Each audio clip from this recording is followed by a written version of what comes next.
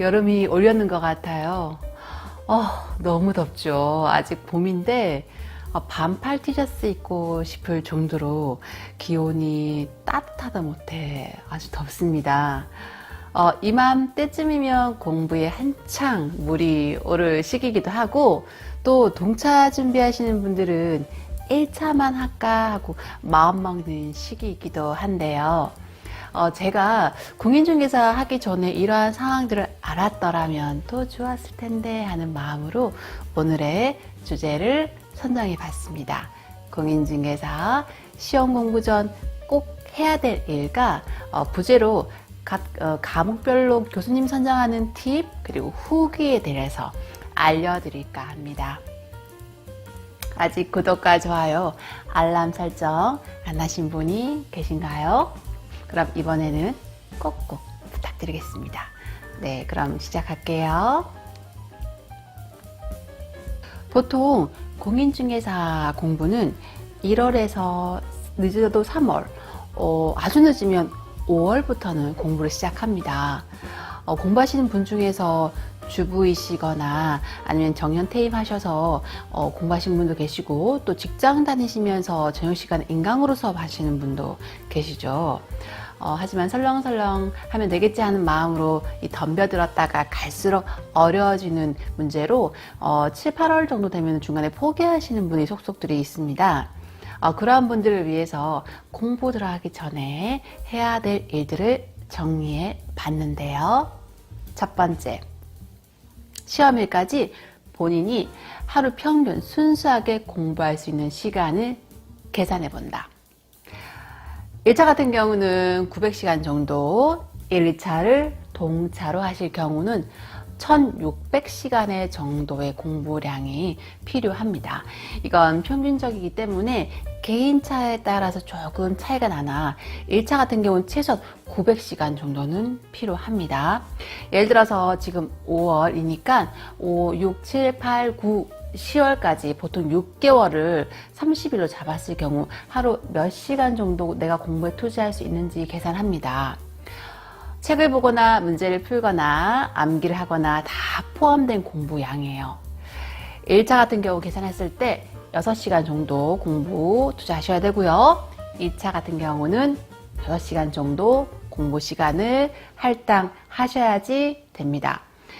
2차 과목 같은 경우는 수가 많긴 한데요. 동차를 하실 경우는 1차에 많은 시간을 쏟아 부으셔야 됩니다. 1차 공부가 되어야지만 2차 공부에 본격적으로 시작할 수 있습니다. 이걸 비율로 따지면요, 한 7대3, 6대4 정도 1, 2차 공부 비율로 따질 수 있는데요. 이건 어디까지나 대략적인 수치입니다. 그렇다면 이제 5월부터 공부할 경우 총 공부 시간을 따져보면 한 11시간 정도가 필요한데요. 그리고 또 9월부터는요, 교과서 수업 빠지고 문제집이 들어가기 때문에 영상이나 수업 시간을 줄이셔야 되고, 내 순수 공부 시간을 늘리는 거 잊지 마십시오.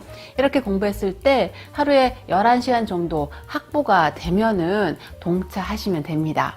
근데 하루에 11시간은 고사하고 5시간도 내기 힘들다 하시면 1차만 하시길 바랄게요. 시험 치기 전날을 기준으로 잡으셔갖고 오늘까지 공부 몇 시간 할 수 있는지 한번 계산 꼭꼭 해보시길 바랍니다. 두 번째, 삶을 좀 단순하게 만들어야 합니다. 공부하시기 전까지 주변 정리 좀 해놓으셔야 돼요. 나 공부하니까 1년 동안 연락하기 힘들다라고 말씀하시고 공부 들어가시기 전에 만나야 될 분들은 미리 만나십시오. 주부라면은 가정이 먼저고 직장인이라면 직장이 먼저겠죠. 하지만 공부하겠다고 마음을 먹었다면 다 할 수 없어요. 완벽할 수 없습니다. 짧은 수험 기간으로 끝내고 싶다면 독하게 마음 먹으셔야 되고, 또 주변의 욕을 좀 먹으셔야 돼요. 주부시라면 시댁이나 주변 친구들한테 욕 먹을 각오 조금 하시고, 또 시험 끝나면 잘하겠습니다라고 하시면 됩니다. 직장인시라면 회식이나 접대, 또 불필요한 만남 같은 건 일절 끊으셔야 돼요. 독해지셔야 합니다.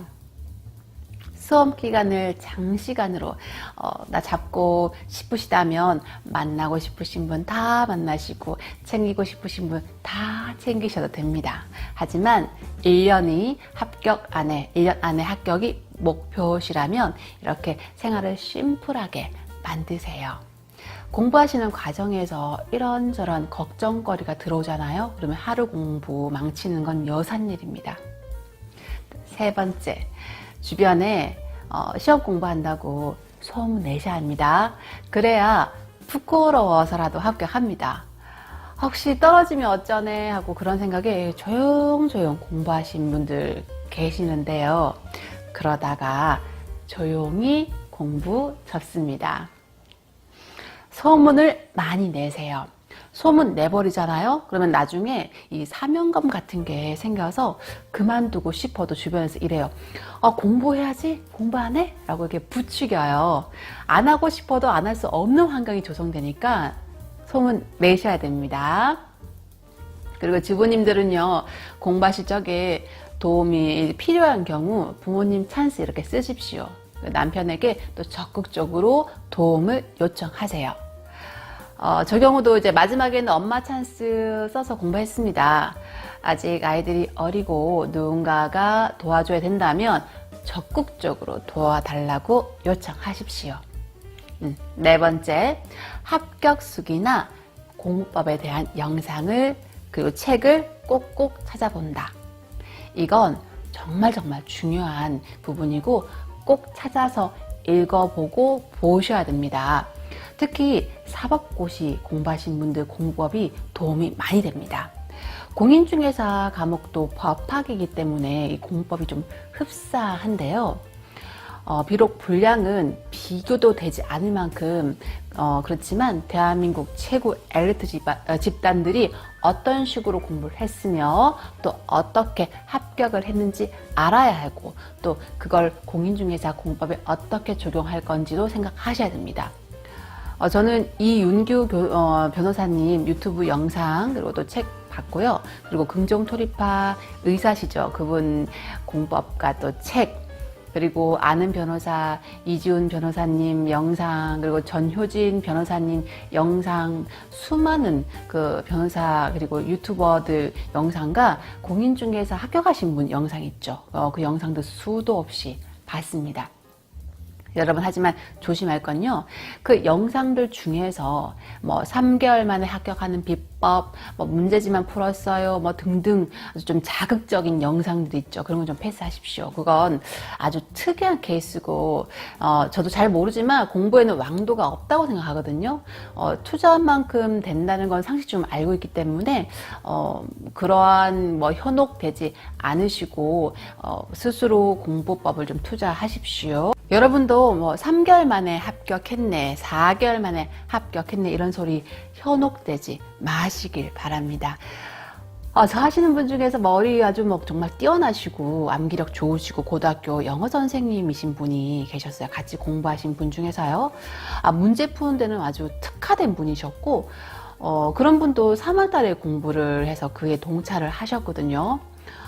그분 같은 경우도 공부의 감각도 있으시고 또 문제를 푸는데 정말 달인이시더라고요. 그런 분도 잠을 줄여가면서 하루 6시간 이상 공부를 하셨다고 얘기 들었습니다. 뭐 담기 합격법, 비법서 이런 거에 현혹되지 않으시길 바랄게요. 5번째, 이번에 반드시 합격한다는 마음가짐입니다. 마음가짐입니다.